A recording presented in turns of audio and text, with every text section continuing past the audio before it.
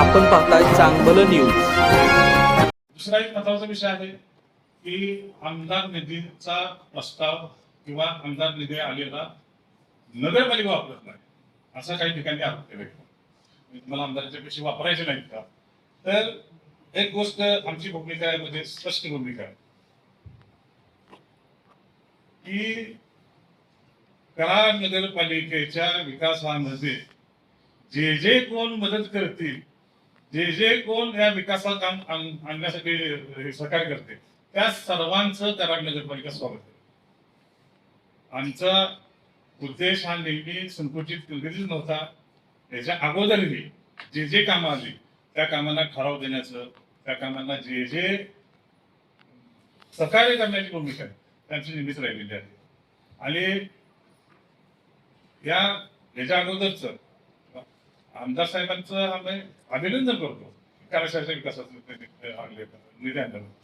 परंतु कोणी असं दाखवत असेल, म्हणजे कोणाला तरी कुणाच्या गुडमुख बुद्धी जायचं म्हणून जर कोण काही जर एक वेगळा प्रयत्न करत असेल, तर मला निश्चितपणे खात्री आहे की ज्यांच्या गुडमुख मध्ये जायचं आहे त्यांना सुद्धा आवडणार नाही। कारण तुम्ही एक साधी सिंपल गोष्ट आहे की आता विरोधाला विरोध करायचा हा जो दृष्टिकोन आहे, अण्णाभाऊ साठे दलित नगरोत्तर हे 24-25-26 काम अजून जायचे। तर यामध्ये काही आमदार साहेबांची अशी कामे यामध्ये प्रस्तावित झाली। त्यामध्ये त्यांनी जे आरोप केले, अण्णाभाऊ साठेच्या हेड मध्ये जवळपास 4 कोटीच्या कामांची टेंडर प्रोसेस अजून व्हायची। महत्वाचा मुद्दा लक्षात घ्या, अण्णाभाऊ साठेच्या जवळपास 4 कोटी इतक्या रकमेच्या कामांची टेंडर प्रोसेस अजून वर्क इन प्रोग्रेस चालू आहे। एक ओपन झाले, दुसरं ओपन व्हायचंय। हा निधी कोणी थांबवला? हा प्रोसेस मधला भाग। ह्याच्या अगोदर जे त्यांचे निधी आले, जे प्रोसेस झाल्या, आमचे आले, आमचे प्रोसेस झाले, यामध्ये माझं म्हणजे जाहीरपणे मी सांगतो आणि जबाबदारीने सांगतो की एक आता हा त्यांचा प्रश्न आहे की त्यांच्या एका कामाला किती टेंडर आले काय आले काय, त्यांच्या स्वतःच्या लोकांनी ही टेंडर प्रोसेस थोडं अपडेट करू नका हे सांगितल्यामुळे नगरपालिकेचं प्रशासन मी जबाबदारीने सांगतो। म्हणजे तुम्हीच तुमची कामं थांबवणार आणि नगरपालिकेच्या प्रशासनावर कशासाठी तुम्ही हे करता? म्हणजे चूक तुम्ही करायची आणि आरोप मात्र पुढच्यावर करायचे। तुमची कामं तुम्ही थांबवावी। कराड नगरपालिकेनं तुमची कुठली कामं थांबवली जरूर सांगा। आज रस्त्यांची जी कामं आहेत त्यांची असतील, आम्ही आणलेली असतील, ही बीपीसीएलच्या गॅसलाईन मुळे आज सुरुवातीला ज्यावेळेला बीपीसीएलने आमच्याकडे प्रस्ताव सादर केला, तर बीपीसीएलचा प्रस्ताव असा होता की संपूर्ण गावामध्ये गॅस लाईन होणार आहे आणि संपूर्ण गावाच्या रस्त्यांची खुदाई होणार आहे दोन्ही बाजूने।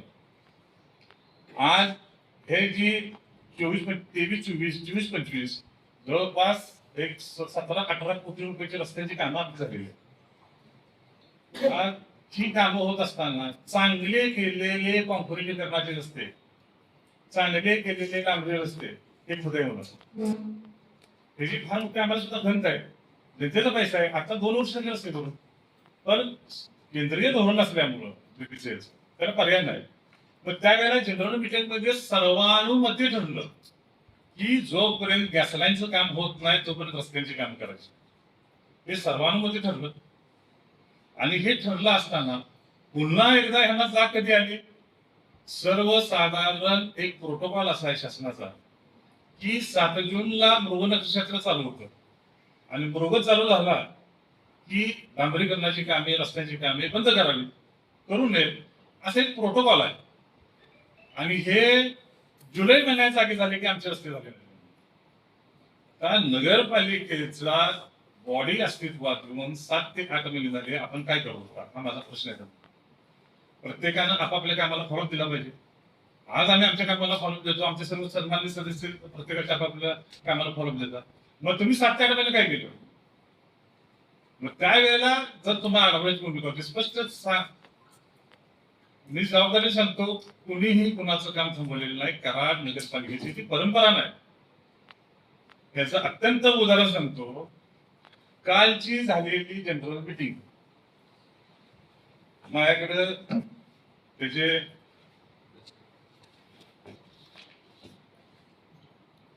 हा अजेंडा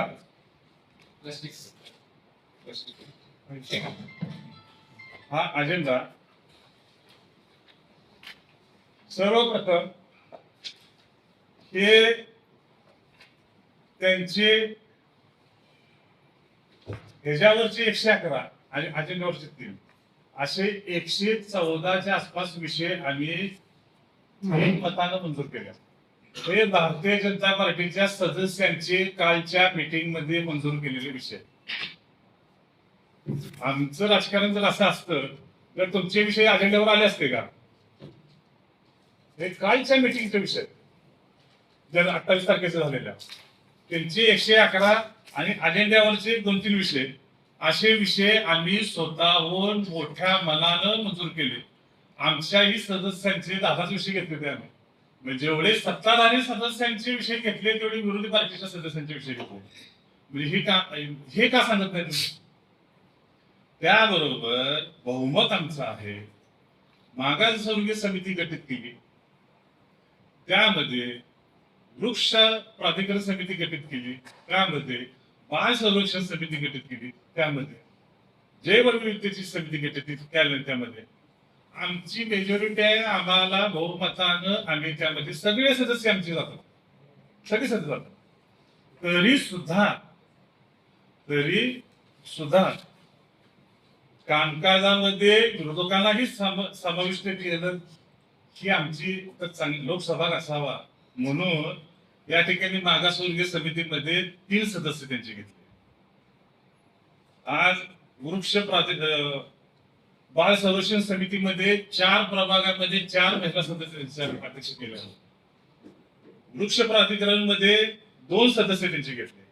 जैवविविधतेमध्ये 1 सदस्य घेतला. म्हणजे आम्ही तुम्हाला कामकाजामध्ये सुद्धा समाविष्ट करतोय.